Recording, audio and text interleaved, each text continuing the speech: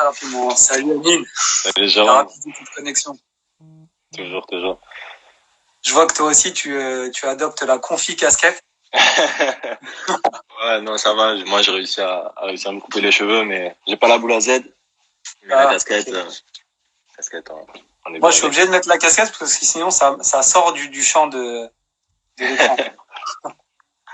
Comment vas-tu? Ça va tranquillement et toi? Bah écoute, ça va, je te remercie. La Pas mal santé, de tout ça va bien? connectés ce soir. Ouais, c'est Donc le plaisir. live sera dispo 24 heures. Et ensuite, si je fais pas la même erreur que pour Ibrahim Konaté, bah il sera chargé sur YouTube. J'ai loupé l'occasion pour Ibrahim, je m'en excuse encore une fois. Et si tout se passe bien, le tien sera sur YouTube d'ici quelques jours. Ça marche, Écoute, très je bien. vais te laisser introduire. Tu vois, il y a tes images, hein, les images de ton entrée. Je sais pas si c'est bien clair. C'est blanc un peu. Moi, je vois blanc. Ouais, c'est un petit peu blanc. Ouais, C'est pas bon. mais je vois bien. Je vais te laisser introduire le live en te présentant, en te présentant toi, et puis en résumant peut-être ton parcours sportif. Ok, ça marche. Fait dans la mine, je suis licencié au Toulouse Multibox, entraîné par Toto Mastro Pasqua, que tu connais maintenant. Bien sûr. J'ai commencé la boxe à l'âge de 8 ans. J'ai commencé par, bien sûr, tout ce qui est assaut, tout ça. J'ai pas trop accroché l'assaut. Moi, j'avais envie d'une chose, c'était le combat. J'ai commencé le combat, donc, du coup, en 2009, par les espoirs. J'ai perdu en demi-finale contre un mec de Bourg-en-Bresse. Et la même année, je me suis inscrit pour les juniors. Et c'est là où j'ai fait champion de France, au Capra, à l'Est. Je sais pas si tu étais présent. C'était sur les finales élites des garçons. J'étais le seul junior à boxer.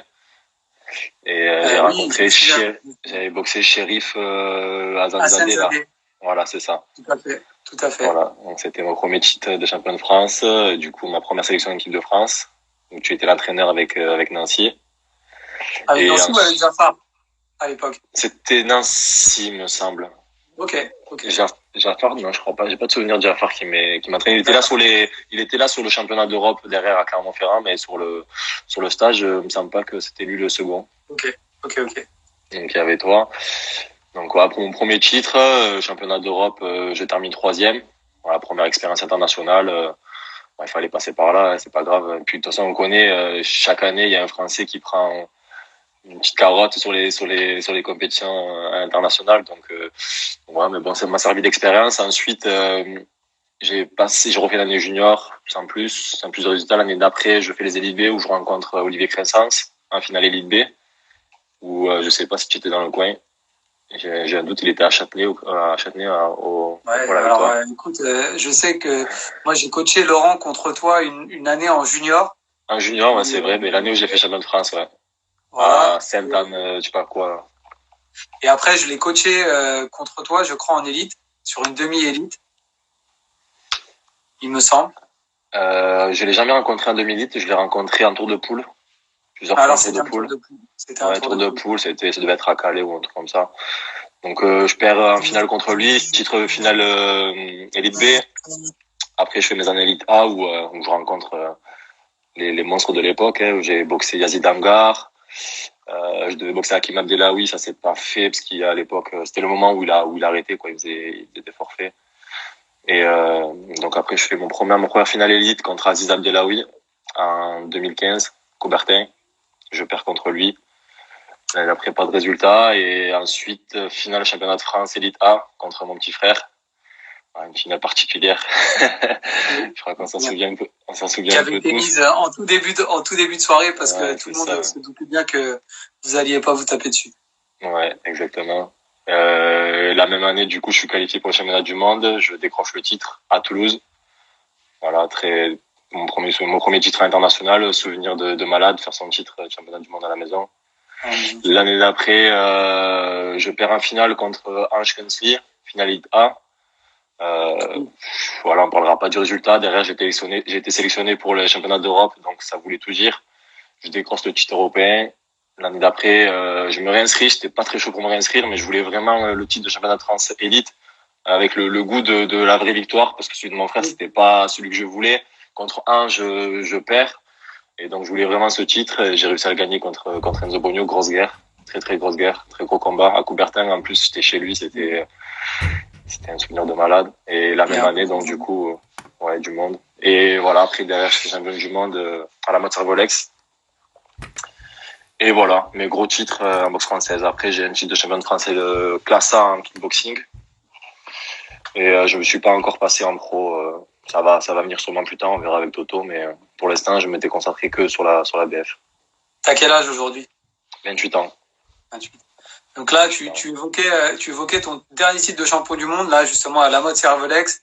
Il me semble que c'était 2 semaines ou 3 semaines, ou 2 semaines juste avant ta participation au KFWC de Dakar.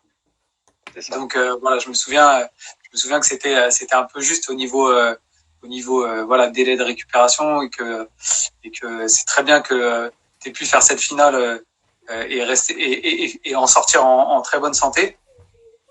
Et du coup, est-ce que tu peux un petit peu raconter l'aventure KFWC pour toi depuis le moment où tu as été sélectionné jusqu'au tournoi, voire même jusqu'au, peut-être, je sais pas, le retour aussi, parce que c'était assez particulier. Il y a des choses à raconter sur ce trajet.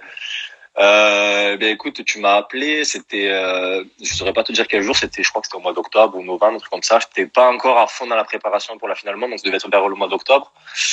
Et au moment où tu m'appelles, j'allais chercher un tacos. J'allais me chercher un tacos, j'avais envie de bouffer, j'avais envie de me faire du bien. Et je reçois ton appel juste avant d'aller commander, et tu me parles de ça, et putain, mais j'étais content parce que moi, enfin voilà, c'était le truc, c'était la compétition à faire, le tournoi à faire. Et voilà, tu m'appelles et j'étais super content. Bon, tu m'annonces un petit peu les noms. Tu m'avais parlé de Modibo. Tu avais contacté aussi Edina Slimani. Donc quand tu me dis ça, tu vois, je me dis il va y avoir des pointures. Le tacos, on va oublier, on va aller courir à la place. Donc t'as pas été chercher ton tacos, ça? Non, j'y suis pas allé. J'ai même eu Romain derrière, j'ai raconté. Je dis non, là, Jérôme et tout m'a dit ça. Vous me dites, oh, putain, c'est bien et tout. Changement de... Exactement. Donc tu m'as appelé, moi je t'ai dit chaud de suite. De toute façon, tu connaissais ma réponse. Donc après, j'en ai parlé à Toto, tout ça. Lui, pareil, était d'accord, il me suivait. Donc voilà. Après, on a rempli les contrats, tout ce que tu m'avais envoyé. Voilà, tout a été carré. Ça a pris un peu de temps sur certains détails, mais bon, ça. Ah oui, je me souviens. La signature. Ouais, c'est ça. Donc voilà, tout était carré, et puis tu nous as envoyé le trajet, tout ça, et on était étonnés. Après, on savait que c'était pas dépendant de ta volonté à toi. Tu nous as expliqué que c'était en Chine, et calculé par rapport à la distance et pas au nombre d'heures de vol. Donc voilà, on a quand même fait le trajet. Donc à l'aller, départ de Toulouse jusqu'à Alger, avec une longue escale. Très très longue escale. En plus, c'était le jour des élections présidentielles, je crois, en Alger. Donc, il y avait personne à l'aéroport, tout était fermé, pas grand chose à faire. Mais bon, on a pris notre mal d'impatience. On est reparti très tard dans la nuit, enfin très tard. C'était plutôt vers 22h, 23h pour une arrivée vers minuit, 1h, je crois, à Dakar. On a mis du temps à partir parce que bon, les Sénégalais, ils sont un peu chauds. Il y a eu quelques problèmes dans l'avion au début par rapport à des vols de passeport, tout ça, péripéties quoi. Allez. Et donc tu nous as accueillis à Dakar avec ton équipe là, Buzz Media, voilà, avec sa caméra, tout ça. Dans un super bus. Ouais, super bus. Ah, ce bus, ouais, est excellent. On voit pas bien le bus, parce que justement Buzz Media, donc qui est M.by Mayweather sur Instagram, qu'on salue, qui était le caméraman qui nous a suivis sur tout l'événement. Il vous a fait vos interviews qui sont sur YouTube, hein. Ouais. L'arrivée, les interviews, et moi j'aime bien l'atmosphère de ces vidéos là, parce qu'il y a une petite musique, c'est chaleureux. Non, c'est top, on sent que vous êtes dans un bus local, mais on voit pas vraiment l'état du bus. Non, ça fait très professionnel en plus. Franchement, on s'est senti bien. Moi, j'ai même pas regardé le bus. Vraiment, déjà, on arrive à Dakar, c'était le principal. Ensuite, voilà, l'atmosphère, c'est le pays. C'était mon premier pays africain que je faisais, premier voyage en Afrique. Donc sur le continent africain, voilà, c'était top. Donc après, on a attendu les Portugais, il me semble. Voilà, remarque de Romain Falandry là. Sur les casquettes. J'aimerais bien qu'il nous montre sa tête, lui, avec son crâne rasé, là. Je l'ai vu il y a pas longtemps. Et d'ailleurs, je pourrais le contacter là pour un live là. J'ai bien aimé un live récent là qu'il a fait avec Lucie Garnier, Ouais. préparatrice mentale. Ouais, donc pour le trajet, voilà, c'est ça. Non, pas de souci. C'est les aléas du live. Après, on a attendu les Portugais. On est parti on a fait le trajet jusqu'à Dakar. Là, on a été interviewé par Buzz Media. Très pro, hein, comme d'hab. Après, on arrive à l'hôtel, tout ça, installation. On passait quelques jours d'acclimatation, là, 2-3 jours, je crois, avant la pesée. La veille, petit entraînement médiatisé, donc avec le séquence pour la vidéo là qu'il allait me faire, le petit montage. Voilà, et puis sudation pour le poids, obligatoire. Hein. Et puis la pesée le samedi soir, je crois. Ouais, samedi vers 18h, parce qu'on boxait le dimanche. Et pesée, tirage au sort. Premier tour, enfin, tout le monde a été au poids, tout le monde a été professionnel.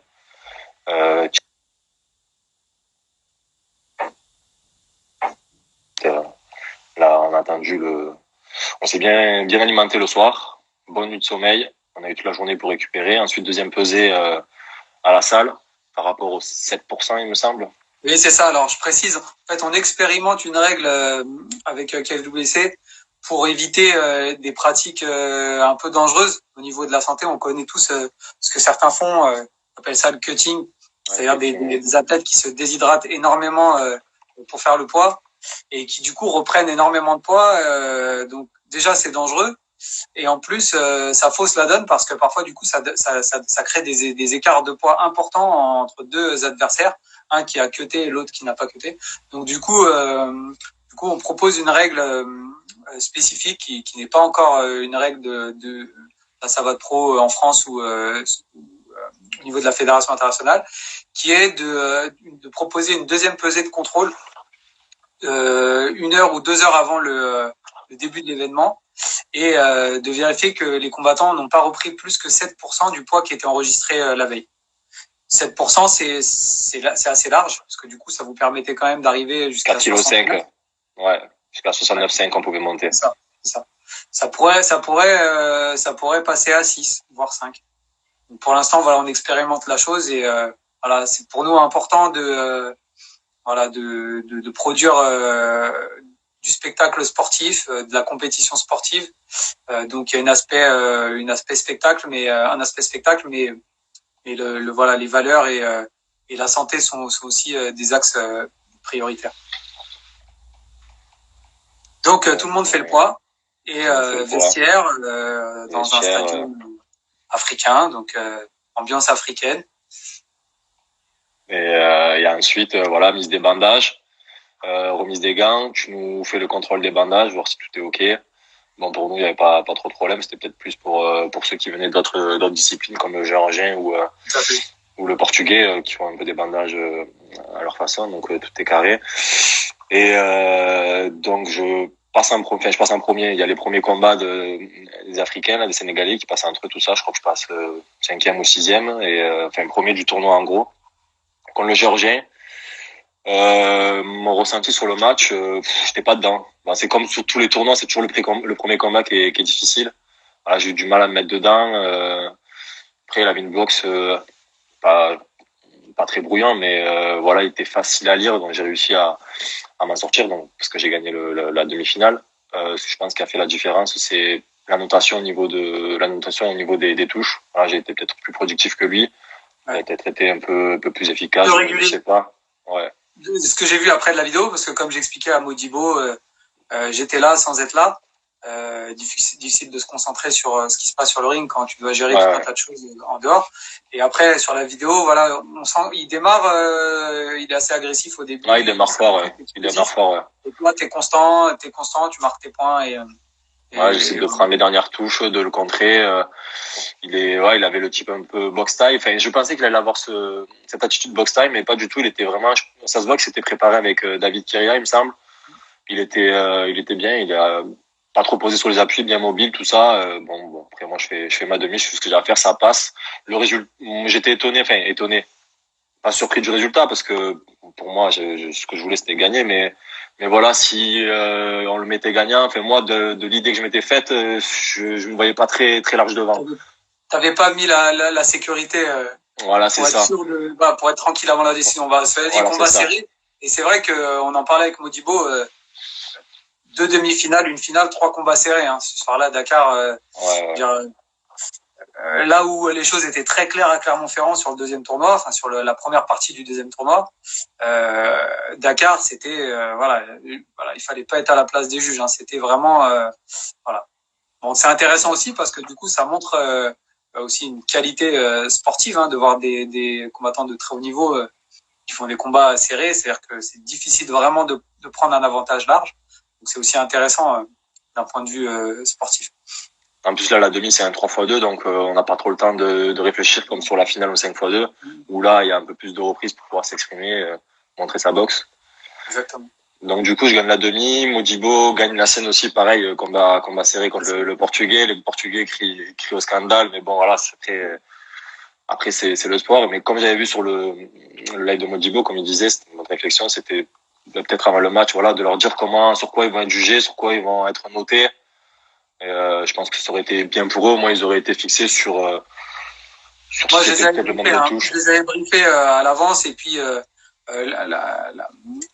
Abdella, avec qui je travaille, qui, qui est en quelque sorte son agent.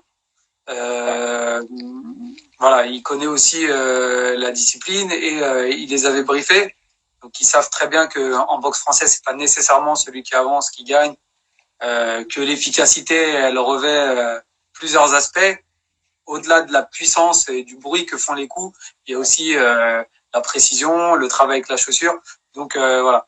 Et voilà, encore une fois, on constate que du coup, c'est aussi un moyen de faire connaître la discipline un peu plus profondément et que les gens aussi nous prennent un peu plus au sérieux. On parlait avec Ibrahim de, de Brice Delval à Clermont-Ferrand, qui a été aussi très surpris des impacts de chaussures. Voilà, donc petit à petit, et je pense que c'est très bon en tout cas pour la discipline. Ouais, pour l'avenir, je pense que la savate pro, c'est ce qu'il faut. C'est vraiment un sport où ça attire d'autres compétiteurs. Tu vois avec Brice Delval, qui boxe au One Championship, qui a boxé pour le titre et tout, t'attires des mecs comme ça. Pareil, Freitas aussi, ça a boxé partout, ça a boxé en Chine, WLF, tout ça. Ça a boxé du lourd, donc c'est intéressant, c'est pas mal. Hein. Vraiment, c'est bien. Et ensuite, finale contre Modibo, du coup, 5x2. Je pars bien. Enfin, je fais mon match, je commence bien. Je prends confiance en moi et bon, pour moi, voilà, la décision, je veux pas en reparler, mais pour moi et pour Toto, on était devant. C'est pour ça que la cinquième reprise, je lève un petit peu le pied parce que je me dis que les 4 premières elles sont pour moi. Et décision, je perds la majorité. Surpris, mais après, bon, voilà, j'ai fait mon match.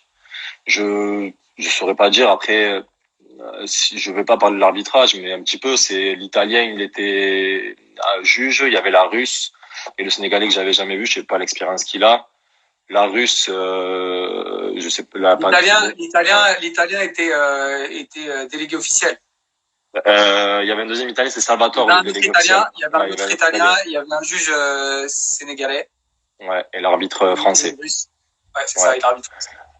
La Russe, 2 semaines avant, je boxe en Russe en finale monde. Je me dis qu'elle me fait un cadeau à Dakar. Bon, moi, je le vois comme ça. Après mon match, moi, j'ai fait ce que j'avais à faire. J'ai aucun regret. C'est l'essentiel. L'expérience, elle a été faite. Je suis content. J'espère que en tout cas, je ferai tout pour avoir une seconde chance sur ce tournoi et essayer de remporter une ceinture. C'est un objectif. Voilà, il faut se fixer des objectifs. J'ai atteint mes objectifs en BF, champion du monde, champion d'Europe, ce que je voulais depuis tout petit. Là, maintenant, ça va trop. C'est intéressant. Il y a quelque chose à faire. Et voilà. Hein. En tout cas, moi, je voudrais revenir sur ton parcours. Alors, j'ai aussi un regard, du coup, je sais pas si t'as suivi les autres lives. Je suis pas journaliste. J'ai un peu de mal à me placer uniquement dans le questionnement. J'aime bien aussi un peu donner mon point de vue. Donc, j'ai ce regard aussi de coach. Puisque j'ai pu travailler un peu avec toi quand tu étais en équipe de France Junior. Donc ça commence à dater. Hein. Et c'est vrai que voilà, pour moi là aujourd'hui, quand on fait le bilan de ton parcours, c'est un exemple de comment expliquer ça, un exemple d'abnégation, de travail, de constance, voilà, de rigueur, tout ce que tu veux, parce que comment dire ça en te valorisant, c'était pas gagné au départ. T'as une amplitude articulaire qui te permet pas d'avoir, non, mais voilà, ouais, qui te permet pas d'avoir un librairie technique extraordinaire. En plus, je me souviens que quand t'étais junior et puis les premières années senior aussi, là où on attendait que tu travailles beaucoup avec les segments, même si les gens ne montaient pas trop au-dessus de la ceinture, que tu puisses au moins imposer ton travail en ligne avec les points, et t'aimais bien aller chercher le corps à corps, au contraire. Petit à petit, le travail faisant, parce qu'on sent qu'il y a beaucoup de travail derrière. Je te félicite, et puis je félicite tout le staff qu'il y a derrière, du papa au club actuel TMB. Et voilà, donc pour moi, c'est vraiment un exemple voilà, de constance. Alors j'aime pas dire ne rien lâcher, parce que dans rien lâcher, il y a du négatif. Donc voilà, pour moi, c'est voilà un exemple voilà d'abnégation. Abnégation, c'est peut-être le mot qui convient. Et c'est vrai que là où beaucoup, je pense, seraient passés à autre chose, parce que il t'a fallu quand même du temps. Ah, j'y ai pensé. Il y a eu des moments de doute. Hein. Il y a eu des moments où je perdais. J'arrivais pas à passer les demi-finales. Je rencontrais à l'époque, c'était quand même assez chaud les élites A. Il y avait les grands noms. Ben, maintenant, je fais partie des anciens. Nous, on était les jeunes, on arrivait à l'époque. J'ai eu des moments où de doute où je me suis dit, ah, c'est bon, j'arrête tout. En plus, tu connais mon papa, comment il était sur les compétitions. Quand je perdais, ça me rendait malade, Ouais. ça me faisait peur. Donc, j'ai eu des moments de doute. J'avais envie d'arrêter, mais je me suis dit non. C'est pas grave, continue. Voilà, je me suis donné des moments de pause, des mois de pause, parce que du coup, je faisais pas les finales ni l'équipe de son derrière. Et voilà, chaque année, je me relançais, je reparte au travail de plus en plus. Et puis, vraiment, tous ces gros titres que j'ai eus, c'est grâce à Toto, parce que voilà, pour moi, c'est le meilleur. Tous ces gros titres, et je le remercie encore aujourd'hui. Je lui dis merci tous les jours. Vraiment, il nous donne une force. Tu peux pas expliquer. Je peux pas expliquer. Voilà, mes gros titres sont avec lui, et pour moi, je peux que lui dire merci. Il m'a révélé, il a révélé ma boxe. Voilà, je me suis trouvé une stabilité, un club, tout ça, et on y va. Et je pense que on n'a pas fini encore ensemble. Bon, super, super. Et c'est vrai que voilà, parce qu'on a vu beaucoup de juniors performer au niveau international et tout de suite accrocher quelque chose l'année qui suit, ou alors passer à autre chose.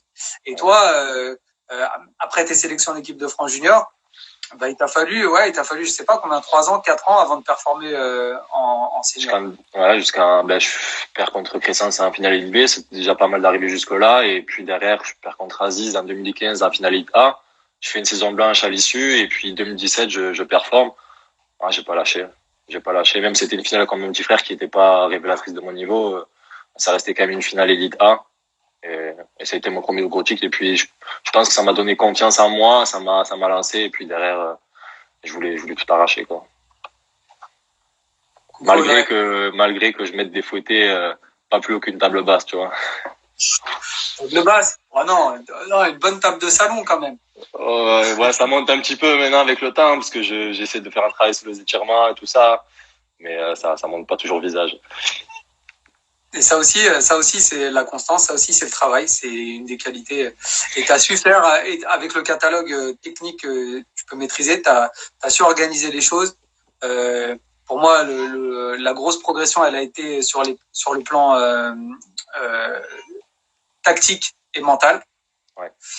Pour moi, c'est les deux points vraiment qui ont fait que t'en es où t'en es aujourd'hui. Et voilà, je te félicite. Je profite de te le dire là devant tout le monde que voilà, je suis très content pour toi et je respecte beaucoup l'ensemble du parcours. Et surtout pour cet aspect justement abnégation que j'évoquais tout à l'heure. Je me suis trouvé mes armes malgré que j'ai pas les qualités techniques comme de tout autre boxeur. Voilà, je me suis trouvé ma boxe et Et c'est ce qui fait qu'aujourd'hui, moi, j'en suis arrivé jusque-là. On va regarder le live après parce que ça chambre énormément. Il me semble que tu auras quelque chose. J'ai pas le temps de regarder là. Tu auras des comptes à rendre après. Je vois Barbosa fouetter figure plus haut que Megan. On salue, on embrasse Hubert qui est connecté aussi. Hubert Abella, le directeur des équipes de France de boxe française. Un petit message là à ceux qui me taillent là, je vais regarder tout ça de plus près et puis je vais rendre compte avec vous. Même si je mets pas défausser les visages, je viendrai vous mettre défausser bas. Ça a bien taclé. Hein. On va regarder ça après et faire le point. Ok Amine. Dans l'immédiat là, du coup, comment tu t'organises pendant cette période de confinement niveau entraînement? Comment ouais. Ben déjà, cette année c'était une saison blanche parce que professionnellement du côté pro, voilà, je suis retourné à l'école pour 1 an et je pouvais pas allier le haut niveau et puis les études. Donc du coup, je me contente de m'entraîner un peu comme je peux. Déjà là à l'école, je pouvais m'entraîner tout ça, mais là avec le confinement, c'est devenu un peu plus compliqué. On n'a pas accès aux salles, on n'a pas accès à la salle de boxe, tout ça. Donc je me maintiens, je fais des footings, je fais des lives avec mon ami John Benamou, Jo Labrico. Voilà, j'ai pas entendu. Il fait des lives 3 fois par semaine, il me semble, le lundi, vendredi, jeudi. Voilà, il fait ses lives, plusieurs cours dans la journée, donc voilà, j'essaie de faire au maximum ses cours. Et voilà, après je me maintiens comme je peux. C'est compliqué pendant cette période de confinement quand même. Il y a pas à faire grand chose. Là en plus, même pour courir, moi je suis allergique au pollen, donc je me prends plein le nez, c'est compliqué. D'accord. Mais voilà, on se maintient comme on peut. Donc travail physique essentiellement sur la base de ce que propose Jonathan. Ouais, Jonathan, ouais, du tout ça. J'ai réussi parce que tu sais, Romain, il est à Toulouse aussi. Donc moi, je suis à Toulouse actuellement. Je suis pas en école parce qu'elle est fermée et je suis allé une fois chez lui pour que on fasse un peu d'opposition, mais sinon sans plus que ça, pas plus de technique. Après, j'essaie de profiter pour faire un peu de rouleau parce que j'ai l'impression que le fait de rien faire, tu ressens toutes les douleurs que t'avais pas auparavant quand tu t'entraînais. Un peu mal partout, donc j'essaie de. Quand tu parles du rouleau, c'est les automassages. Ouais, l'automassage, voilà. Automassage, étirement. Voilà, okay. Le rouleau, la balle, voilà, je fais un peu comme je peux, mais sinon pas de travail technique. Un rouleau. Voilà, pas de travail technique particulier. Voilà, je fais du simple. Ok, et donc en sortie de confinement, il y a des objectifs sportifs qui sont dessinés pour toi? Il y a quelques trucs qui sont peut-être prévus pour la rentrée, à voir comment ça va se passer pour la reprise du sport de combat, hein, avec le confinement, enfin le déconfinement, tout ça. Qu'est-ce qu'ils vont nous dire, qu'est-ce qu'on va pouvoir faire? Est-ce que les organisations vont pouvoir reprendre tout ça? On sait pas, parce que là on est déconfiné le 11, mais on sait pas l'évolution que ça va avoir derrière avec les gens qui ressortent, la maladie, comment ça va se passer. Mais sinon il y a quelques galas prévus peut-être pour la rentrée, septembre, octobre, et puis pour la BF. Je pense que peut-être que je reviendrai, peut-être que je reviendrai pas, je vais voir. En tout cas, je suis ouvert à toute proposition hors BF. Ça marche. Ok. Et alors en dehors de la boxe, en dehors du sport, le quotidien d'Amine Fedal aujourd'hui. Là, en ce moment, actuellement là.